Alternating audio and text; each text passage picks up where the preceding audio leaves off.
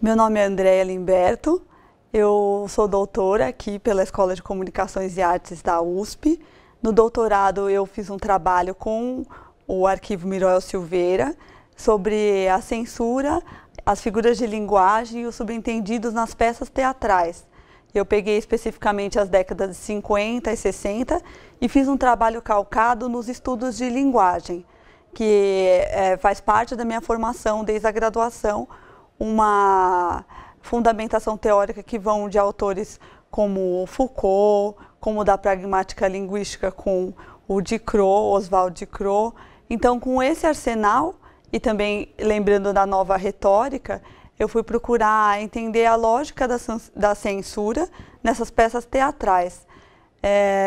Foi muito interessante pensar a censura a partir dessa lógica dos estudos de linguagem, porque você consegue perceber que, independente da entidade que está emanando o poder naquele momento, que tem o poder censório, existe um lastro de sentido que está calcado nos contextos sociais, nos discursos circulantes. Então, é difícil imaginar que essa entidade censora ela esteja agindo por conta própria, como um cérebro que pensa por si só o ato censório.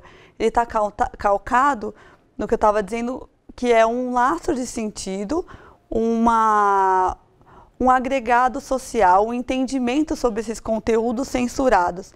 Então, a mensagem que eu queria deixar, que eu acho importante, é que mais do que se preocupar, ou tanto quanto se preocupar com essas entidades que realizam a censura, isso a gente está pensando em períodos ditatoriais, mas também nos democráticos, nós temos que pensar, né, nos conteúdos que estão circulando e os sentidos e os valores que são dados a eles socialmente. E que esses sentidos sejam debatidos, esses conteúdos venham à baila publicamente, que a gente possa trabalhar eles socialmente, para que essa carga de um conteúdo potencialmente nocivo e que está soterrado, ela possa ser melhor trabalhada. Então, falando um pouco dessa lógica da censura, como eu pude ver que ela funciona, você consegue notar que existe, então, momentos de um texto que chamam a atenção daquele que está censurando. Isso junta com o que eu estava dizendo, porque por exemplo, uma figura de linguagem ou uma palavra que é censurada, ela tem uma certa luz, ela faz laço com o que o censor naquele momento, como aquele que vai fazer o ato censório, está no julgamento que ele faz, no que ele está pensando. Então, ele é o representante desse discurso que circula socialmente e que naquele momento se manifesta de uma maneira iluminada e que chama a atenção numa palavra que é ali cortada, numa figura de linguagem. Então, esse movimento é muito interessante, porque nas peças de teatro você consegue ver momentos em que certas palavras que você julgava que poderiam ser censuradas não são, e outras que você imaginaria inofensivas, elas são fruto da incidência da censura. Então, não adianta tentar pensar uma lógica para o ato censório a partir dos conteúdos mesmos, por si só. Então, eu sei que sexo vai ser sempre censurado, ou a pedofilia, o homossexualismo, ou questões morais, políticas. Não, essas coisas ganham peso na relação. E isso é importante quando a gente pensa nos estudos de linguagem, que esse sentido está sempre em relação, essa palavra está sempre em relação com algum outro conteúdo que está, de alguma forma, fundamentando a presença daquela palavra no texto.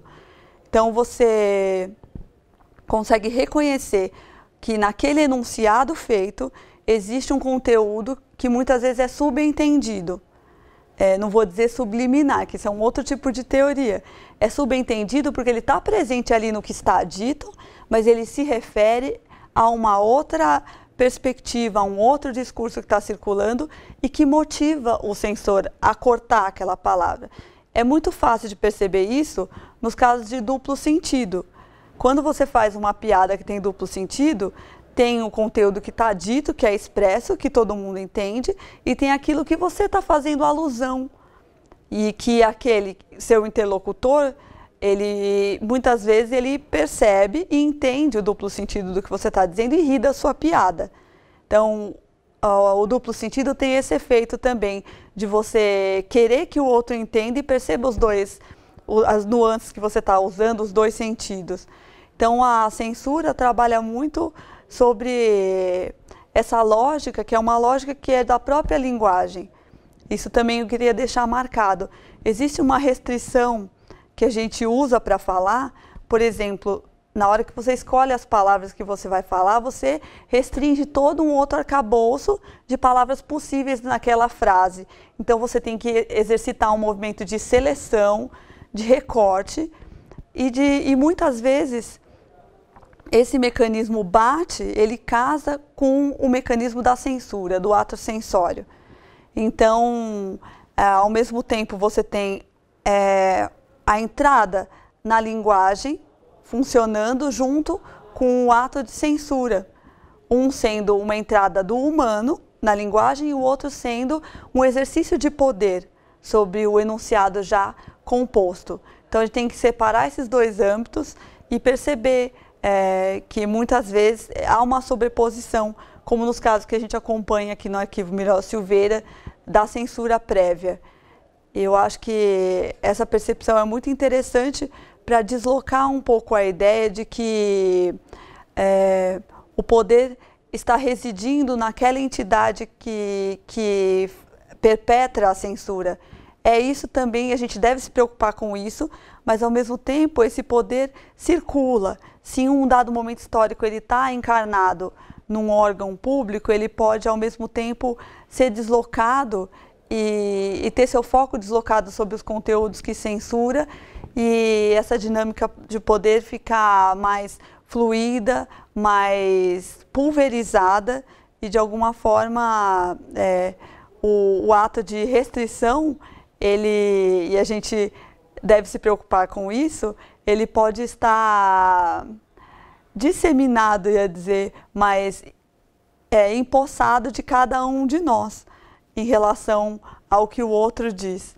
Então, a gente deve se espelhar nessa dinâmica para pensar um pouco o quanto cada um de nós também é uma entidade censória de alguma forma.